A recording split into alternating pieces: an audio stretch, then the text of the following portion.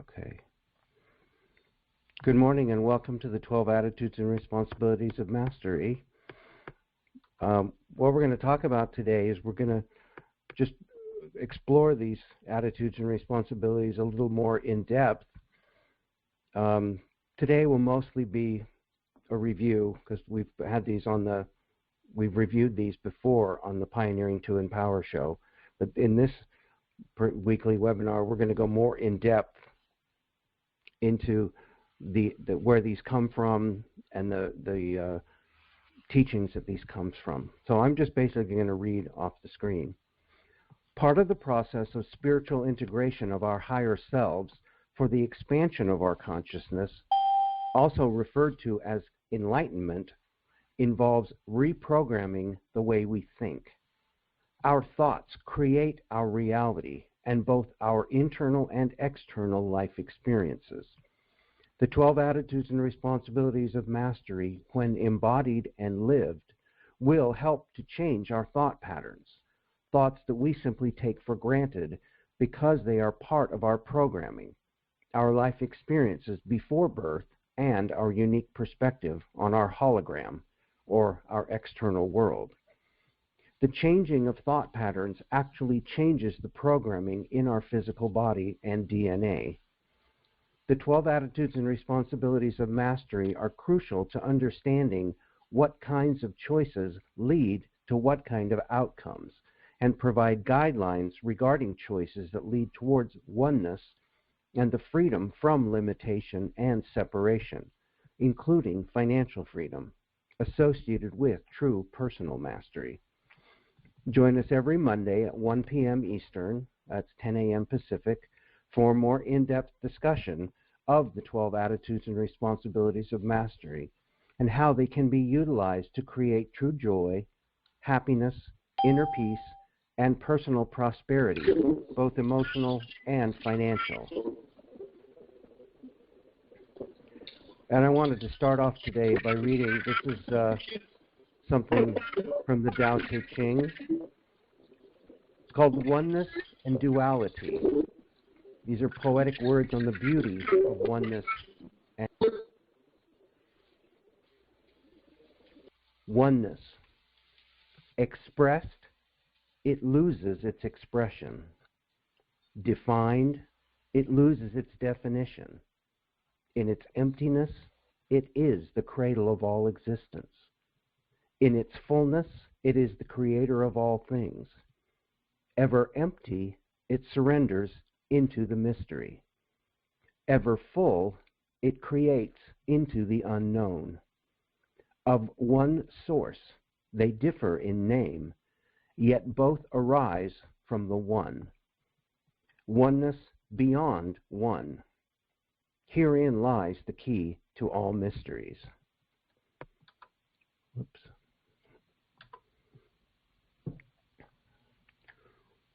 Duality. Beauty is seen only because of ugliness. Greatness is known only for its lack. Emptiness and fullness are born of each other. Difficulty and ease create one another. Long and short grow out of each other. High and low reflect one another. Sound and listening complement each other. Front and back follow one another, and on it goes. Thus, the wise pay no heed, their acts without words showing the way. So do all things flow without thought, creating without possessing, acting without attachment, achieving without claiming achievement, existing without laying claim to existence. Thus moves all life unto eternity. And this is from the Tao Te Ching. I just really like that. So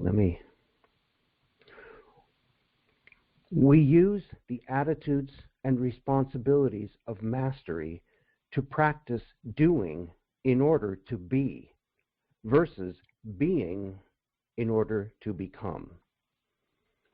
And there are a lot of notations here to speaker 1, speaker 2, speaker 3.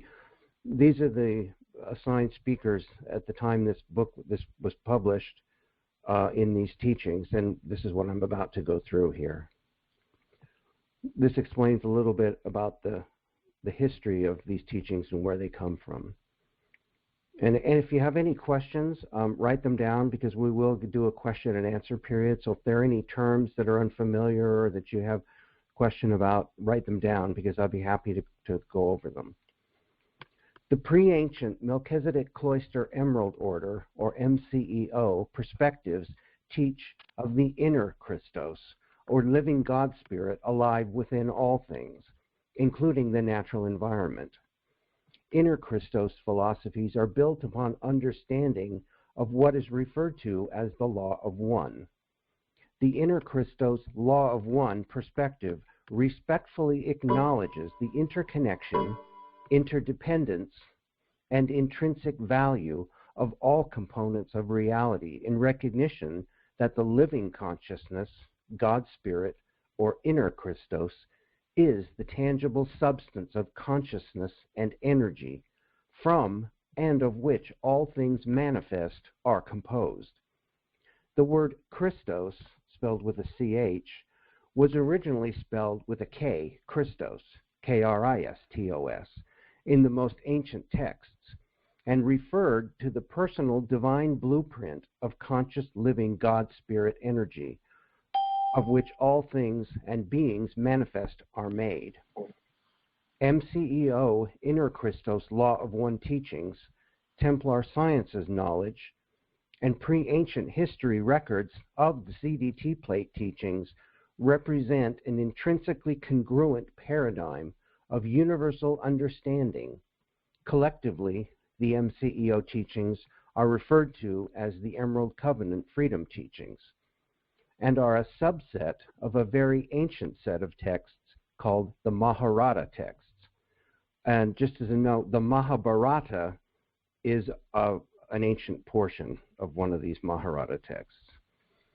The Mahabharata texts provide a detailed understanding of the condition of humankind, such that if human beings are to survive, they need to become free of the template distortions they took on in order to incarnate, and help to heal the long-suffering land of Earth and its races as part of what's called the Christos Realignment Mission. These distortions manifest in our personal shields and fields. These refers to the personal energy fields and DNA, including the epigenetic overlay, also referred to as ego. The result being that a majority of our apartai, and apartai is a word that describes energetic receptors within your subtle energy bodies. They're like little antennae. So apartai, think antennae. The result being that a majority of our apartai are receptive to non-Christic frequencies. These distortions outpicture in how we interact with others, whether on a personal level or in society as a whole. In an ideally, in a Christic society, we naturally epitomize the impeccability of eonic behavior. The word eonic refers to a race called the Eoni. They are a Christic race, and this information is standard knowledge. This is a race that has no crime, there's no strife, no poor, no nothing, because everyone truly loves and respects each other. These standards are called the attitudes and responsibilities of mastery. These eonic standards do not embody the freedom or luxury to exercise our distortions. They do not permit us to hurl insults at one another, take another's inventory, point fingers, exhibit racism, etc.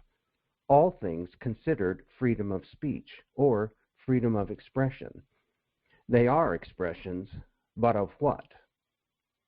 Stepping through ascension portals, which is an ascension portal is ascending to a higher state of being where you're more energy than you are matter. Stepping through ascension portals requires alignment of a certain percentage of our personal shields to the divine blueprint. and continuously open to primal life currents. Primal life currents, I'll get into those a little more later, but in religion, these were personified into the Father, Son, and Holy Spirit, or Father, Son, and Holy Ghost. These are three primal life force currents, Mane, Manu, and Ire. One is the divine masculine, the divine feminine, and the Manu is the still point within, in the middle. The freedom teachings, or FTs for short, were given to help us heal and remember our true divine heritage, which facilitates the essential potentiality for our personal opening to the increasing influx of primal life currents.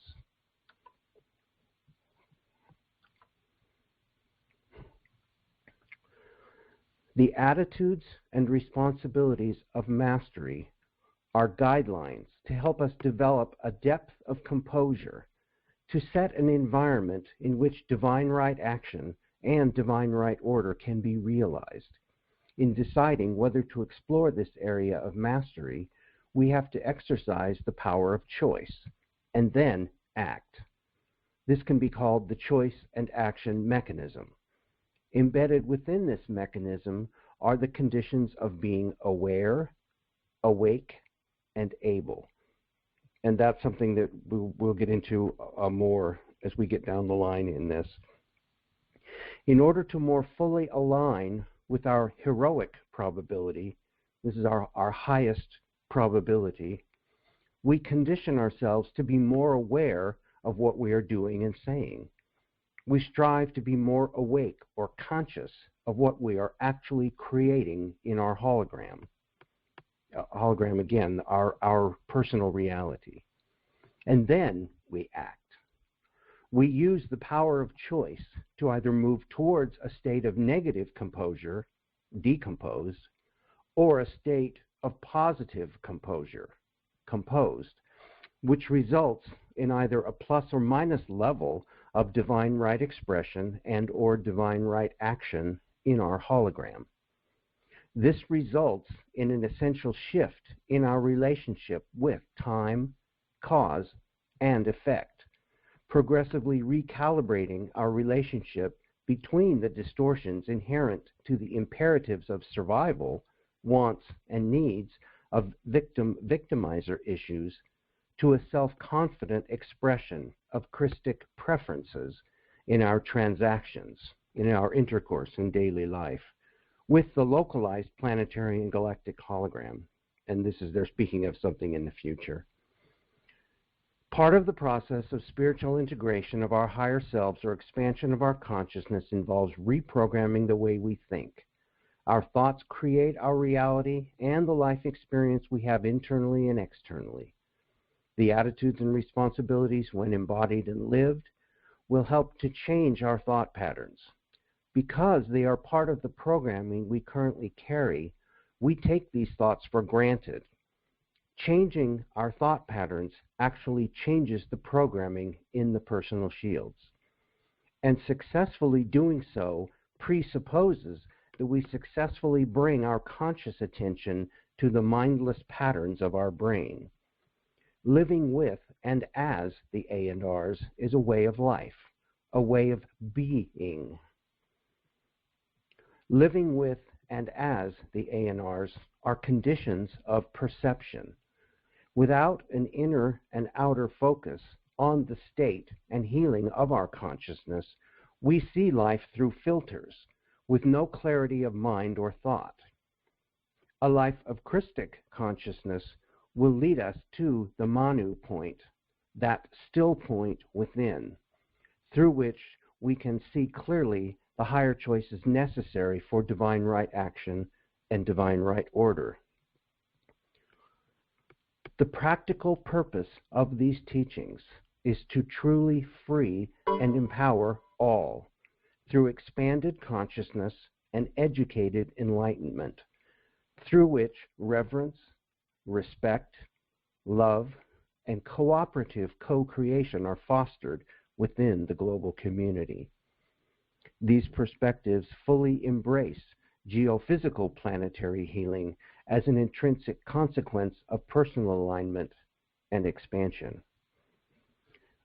I want to just pause here for a moment to see whether anybody has any questions about any of the terms that I've covered here so far. Let me, Kelly, if you want to unmute anybody, mute them for a second. We can see if anybody has any questions. Yeah, everyone's unmuted. Does anybody have any questions or comments that you'd like to make? Well, I just enjoy this. I enjoy listening to this. Okay, well, I'll keep going then. Okay, this is going to mostly be a review. We've gone over these before on the Pioneering to Empower show, but these are in essentially what the 12 attitudes of the attitudes of mastery are, and then the 12 responsibilities of mastery. Number 1, love, which is recognition of the truth of the all oneness. Now, when I say all oneness, what I'm referring to is the predication of these teachings is that the essence of all that is, or what I call God or God's source, is consciousness. Consciousness is the essence and the substance of which everything is made, and it's all frequency. So as you take consciousness and you reduce it in frequency, it goes through stages of transduction. And first it becomes sound, it becomes a form of sound, then it becomes light, then it becomes energy, and then as we know, E equals mc squared, energy becomes matter. Energy and matter are interchangeable.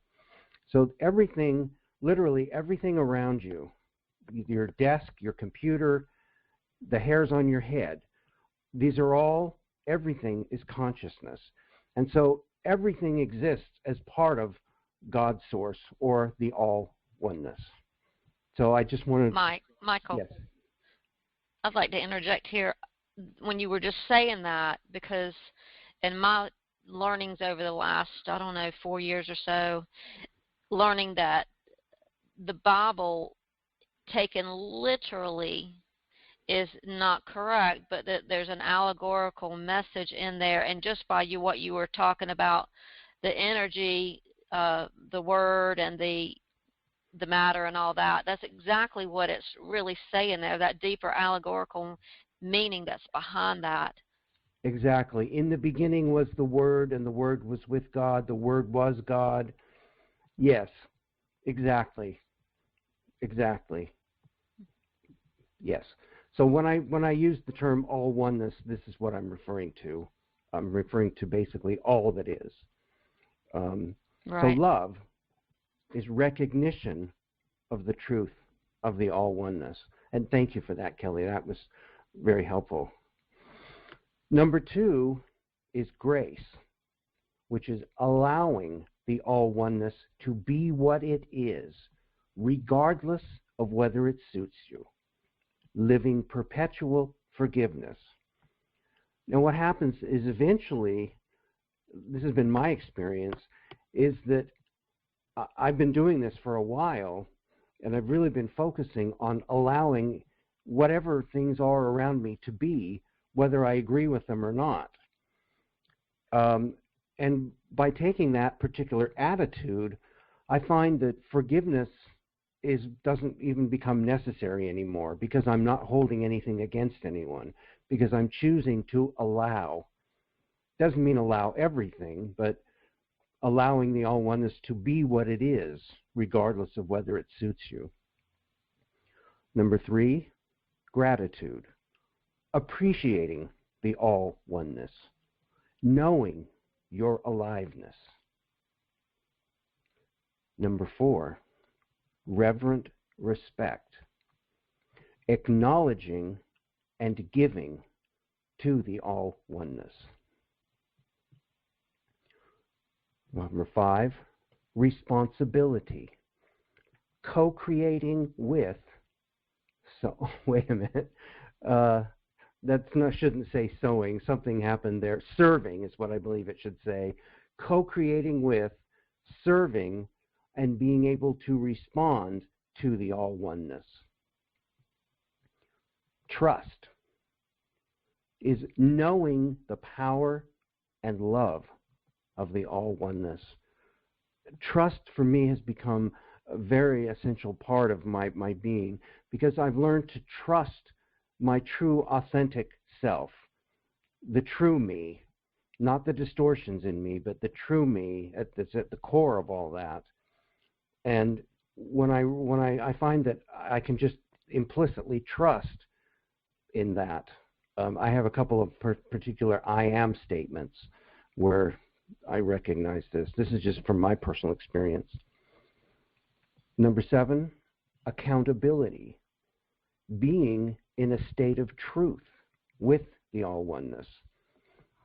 This means recognizing that things exist. For example, a typical, well, I don't want to say typical, but an attitude that I've observed, especially like in New Age community, is this notion that you can just love and light everything all the way. And essentially what you're doing is you're denying that there's any inequity or that evil or anything like that exists. And that's not being in a state of truth. That's being in a state of denial. Like I said, these are the attitudes, and we're going to get in more in depth into each one of these. Number 8, impeccability. Upholding and protecting the all oneness. Being impeccable. Now, none of us is ever going to achieve perfection, but we can achieve a level of impeccability. We can always do our very best in every moment. And I truly believe that even people who are harming us or who aren't particularly acting in a positive way, believe it or not, at the moment they're doing their best. But they have these filters, these distortions that I was talking about, that they perceive through, and so it causes all kinds of problems. So the idea is to overcome these things, to transcend them. Number 9, mindfulness. Loving, nurturing, and being attentive to the all oneness, including yourself. Mindfulness, becoming aware of what it is you're really doing. Fearlessness, recognizing the eternal infinite nature and unconditional love of the all oneness. There was a program on the National Geographic Channel last night about the nature of God, and they were talking about achieving eternal life. And I wanted to jump up and say, we are already eternal. We've just forgotten. So fearlessness is a recognition of the truth that our consciousness is eternal. The body isn't, but our consciousness, what we might call the soul, is eternal. It's not something we have to earn because it's something we already are. Engaged detachment, permitting the all oneness to be without assigning critique, condemnation, or value judgment. Understanding the isness, the nature, the isness of, and validating the all oneness. Engaged detachment means not being attached to any particular outcome. One of the things that we'll get into a little further is how this race I mentioned before, the Eoni, when it refers to Eonic behavior, they have preferences rather than opinions, and they're not attached to any particular outcome. So that's the ultimate expression of engaged detachment, to not be attached to any particular outcome. And number 12, joy, which is choosing to be the embodied all oneness. Love is the very nature of divine creation. It is the essence of what we are. Um, okay, then we have the 12 responsibilities of mastery, and I'm just going to, well, before we get into that, I want to stop here and see, do we have any questions or any comments? Anybody want to share anything or make a comment? You're doing great. Okay, all right. It's awesome. Thank you. It's great. Okay, these are the 12 responsibilities of mastery, and I'm just going to basically read through these. Number 1 is self-actualization. Self-actualization is freedom from the victim-victimizer blame game and the willingness to be accountable for all perceivable manifestations as direct projections of intended learning from your personal consciousness / DNA template. Some might call it your karma. What this means is accepting responsibility for everything that happens in your hologram.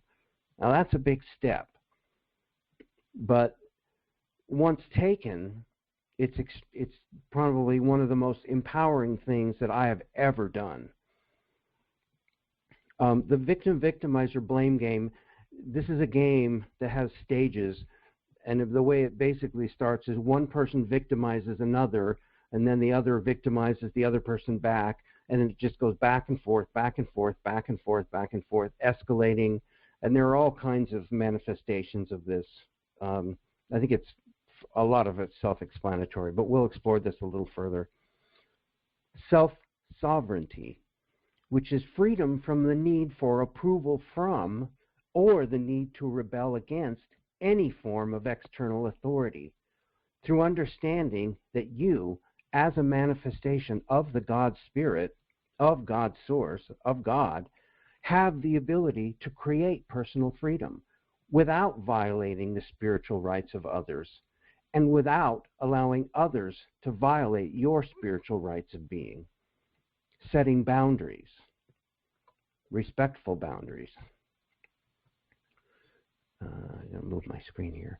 Self-containment, taking personal responsibility for and realizing that at all times you are accountable for directing personal energies.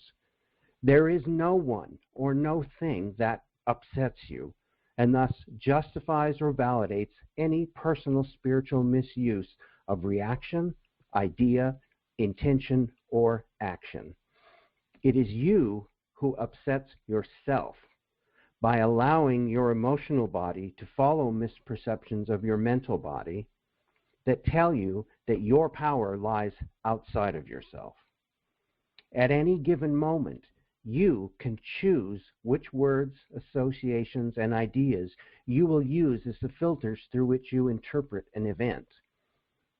Things like upset, mad, hurt, or any other category of labeling, both conscious or subconscious, are all mental body filters, mind filters, that direct emotional and physical body function. The self-contained individual recognizes that at all times the freedom of interpretation exists, and thus a negative experience and its associated disharmonic energies of upset feelings can only exist as a personal interpretation of events.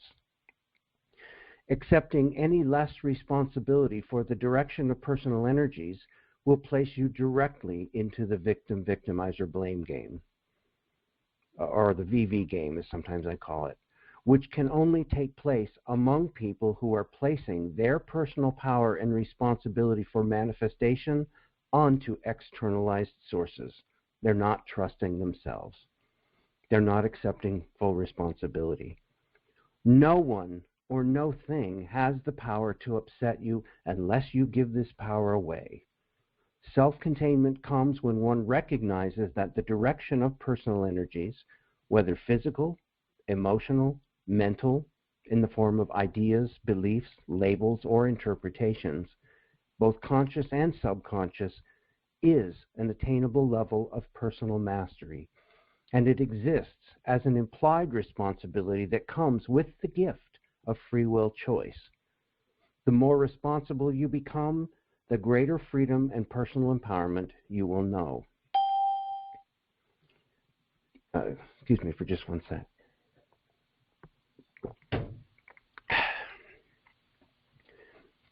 Self-discipline.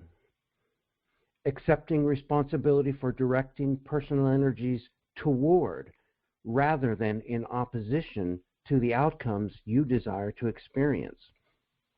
The physical, mental, and emotional bodies have long been directed by the subconscious forces of the hidden shadow, creating within us urges, reactions, thoughts, impulses, perceptions, and feelings that often work counter or contrary to the life creations we desire to manifest. Part of spiritual mastery entails teaching ourselves to be consciously diligent in observing our own minds, emotions, and physical body talk, so that we may employ conscious redirection of subconscious shadow energies that run on autopilot. If we can learn to catch ourselves when these negative thought patterns or emotions run through us, we can use that moment of recognition to reclaim this errant energy and consciously use the power of affirmative attitude, remedial word choice, and direct energy redirection to direct opposing energies of the self into fulfillment of desired, constructive, spiritually mature creations. It takes a lot of self-discipline to become the lion tamer of the often roaring subconscious mind, but we do have the intrinsic power to help our subconscious shadow to evolve through loving but firm redirection into a cuddly lap cat that will gladly join us in our constructive co-creations. Self-discipline emerges when we consistently remind ourselves,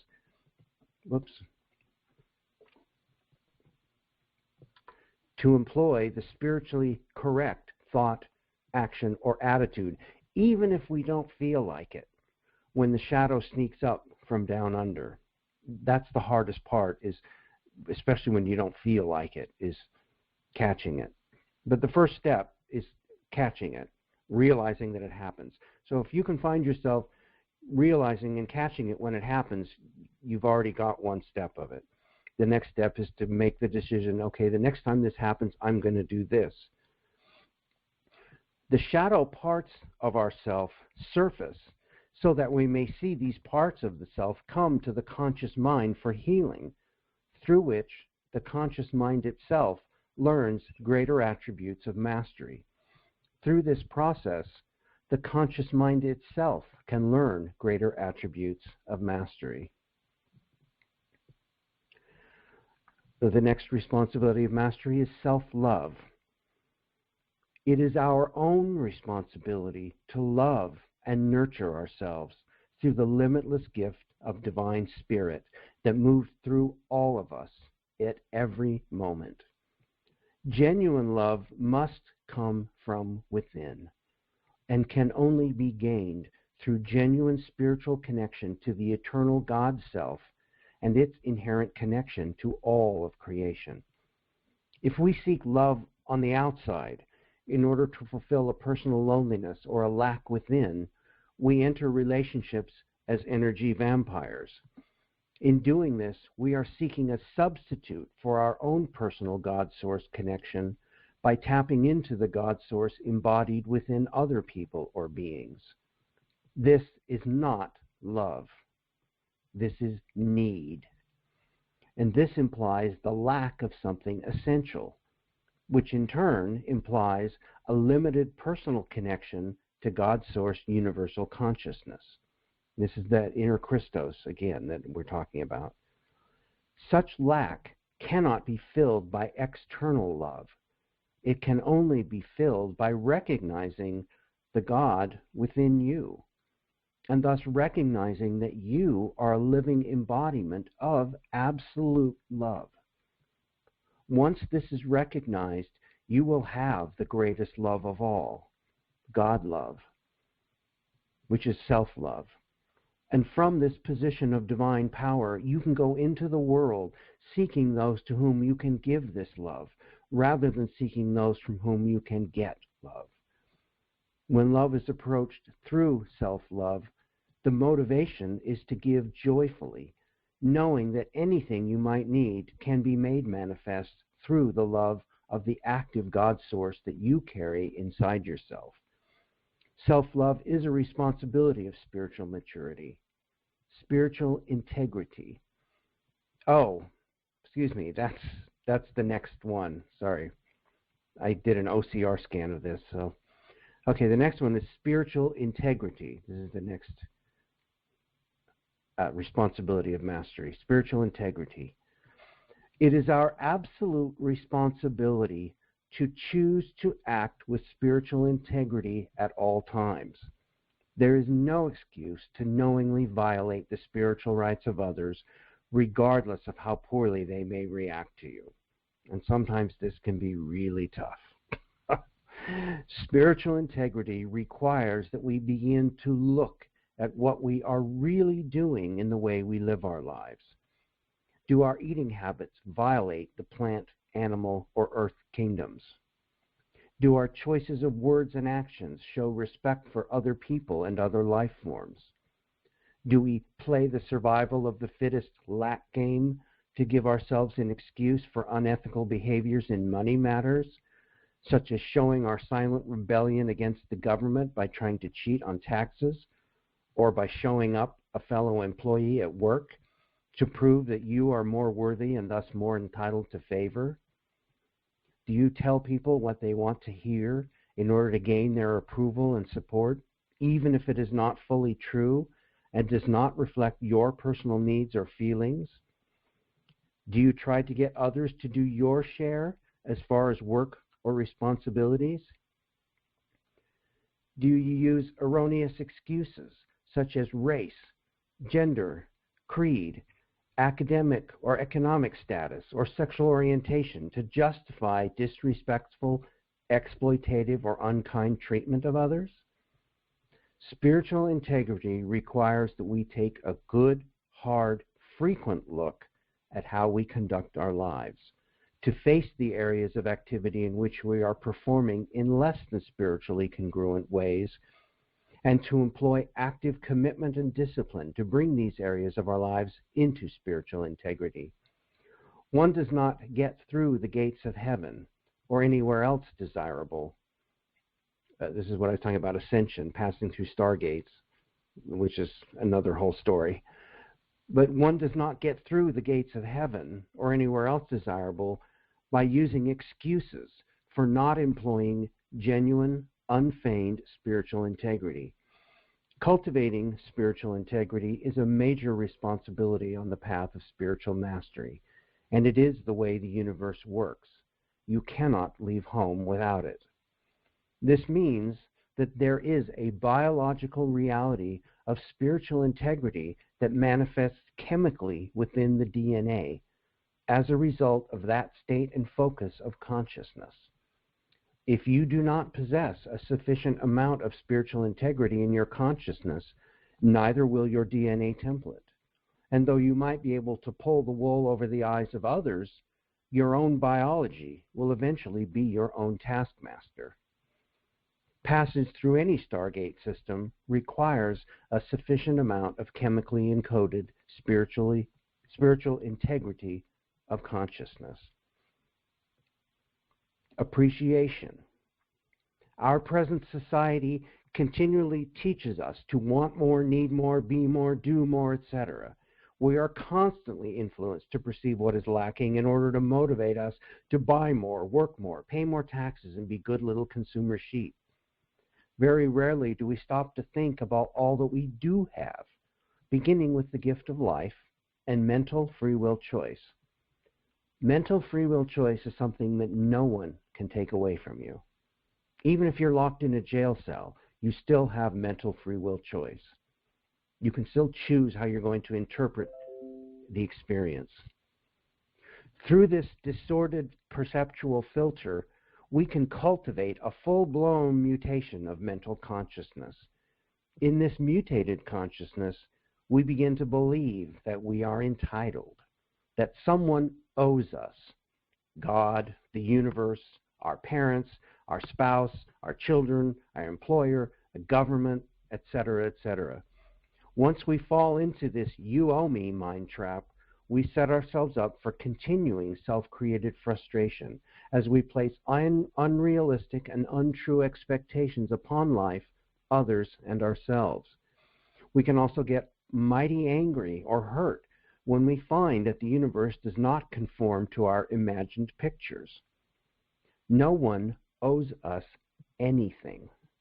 If we feel we are owed, it means we are entertaining lack consciousness, and a void within the self is being recognized. If we give to another in order to receive for ourselves, such as do banks and often parents, spouses, or lovers, and the other does not pay back what we expected to receive, we may feel cheated, taken advantage of, or owed. In fact, these situations often emerge in our lives as lessons to teach us that giving should be done for the giving alone and not for the expected return. If we give what we desire to give for the joy of giving, we do not feel owed.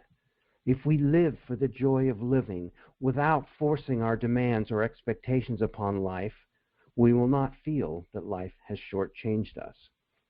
It matters not what your neighbor possesses, because in comparing ourselves to each other to see how we measure up to each other, we are in effect continually being distracted from seeing and utilizing the blessings that are our own.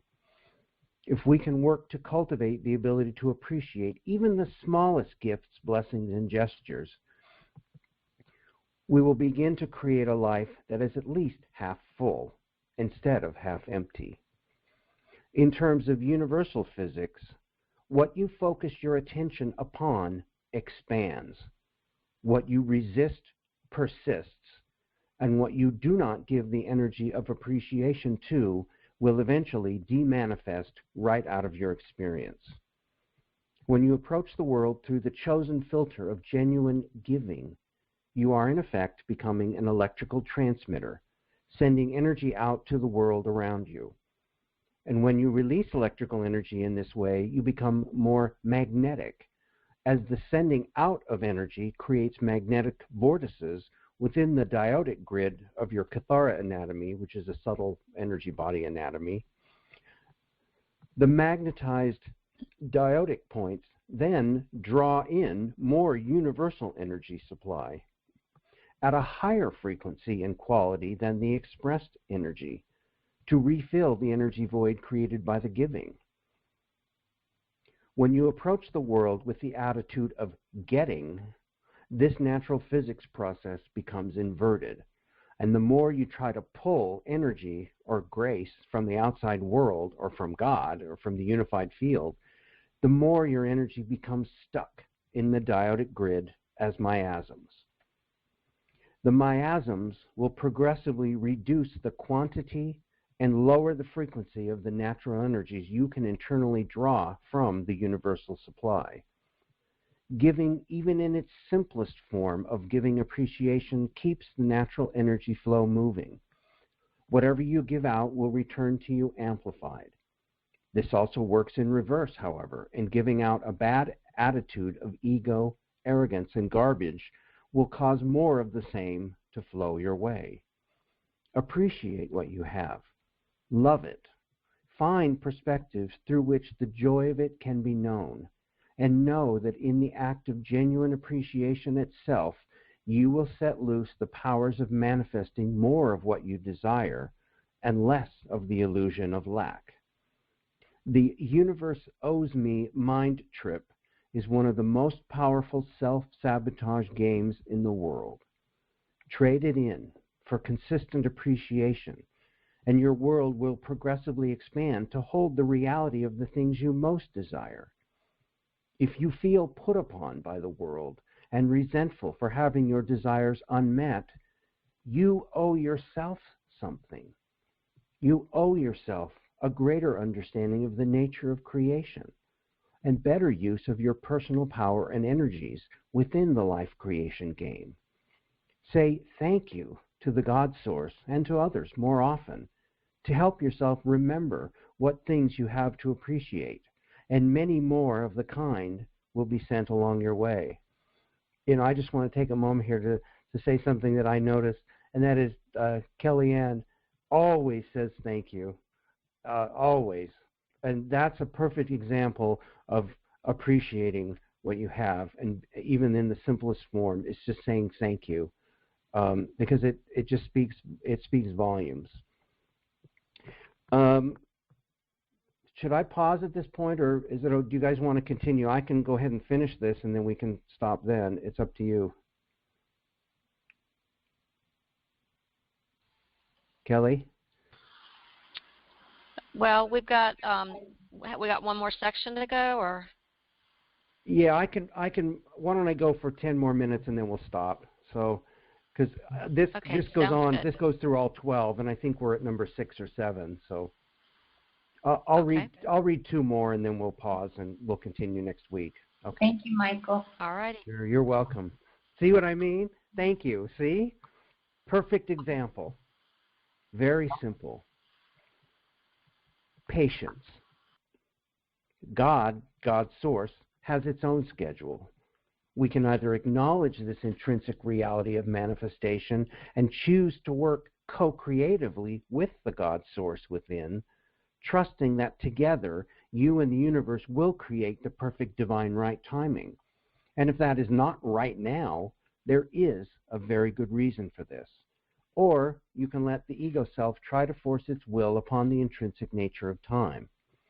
If time does not cooperate with your expectations, you can let that be okay and trust in divine right timing.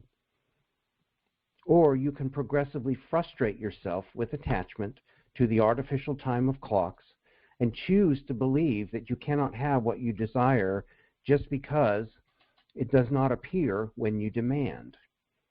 If we learn to relax and realize that most things we desire we can indeed achieve in divine right time and order, we can learn to work co-creatively with the consciousness of time. We will often find that our lives will progressively better conform to our wishes, especially when we ask nicely rather than demand, and also when we trust the universal God source to do its part in our co-creation. Patience is a virtue that reflects our comprehension of the nature of universal order. Kindness. This is another real simple one. Like respect, kindness is a birthright, but one that is quite often overlooked and misunderstood. When we approach the world through genuine kind-heartedness, sending love and respect to all of creation in honor of the God force that lives within all things, we are again transmitting electrical energy of a higher frequency that will follow the mechanics of universal physics to bring more of like kind back to us through what's called universal backflow. Kindness is a gift we must first give to ourselves in order to have it to give to others, like love. You cannot give what you do not have. Kindness implies being conscientious and caring toward the needs, feelings, and desires of both the self and others, and to express this concern and caring in action, attitude, and intention. Give to yourself random acts of kindness, then pass along the gift to all who cross your way.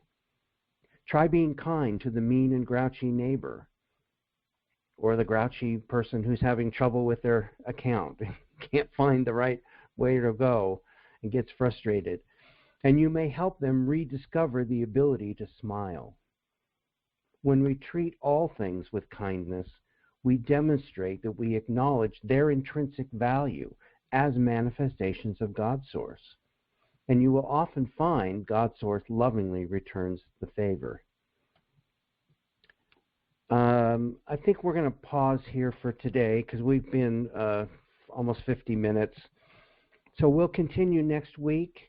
We'll pick up with conservation, and as soon as we finish going through the 12 attitudes and we finish with the 12 responsibilities, we'll go into it goes into a more in-depth, discussion, which we'll continue next week. But before we sign off, questions.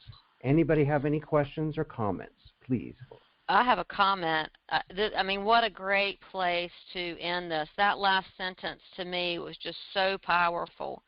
When we treat all things with kindness, we demonstrate that we acknowledge their intrinsic value as manifestations of God's source, and you will often find God's source lovingly returns the favor. That is so awesome.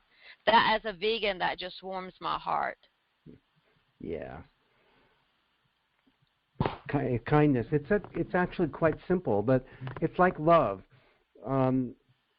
You can't give what you don't have. So if you don't have kindness for yourself, it's a little difficult to give to others. So it's something that you need to develop for yourself by being kind to yourself first and then to others, and then it just kind of works automatically. So yeah.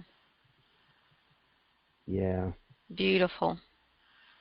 This is just one of the best days of my life. I just love this. This has just been amazingly inspiring, and I learned a lot. It's beautiful. Very. And, there's not much out there like this. This is really cool and unique. And just, it resonates with me so much, and I have so much here that it's just, I love this, so I want to keep doing this with you and everyone that's here. I think it's important. I need it. I need the connection, first of all. And not need. I guess I'm not supposed to really need anything, right? But it really does assist me in my peace and in who I am. Like last night, I cried. I cried hard. I was in a deep pain, and it was something that I saw on the internet, and it had to do with some cows. And I just started bawling my eyes out. I'll start crying right now just thinking about it. So, I've changed a lot. And so I appreciate you, Michael, and I appreciate you very much, Kelly. Thanks.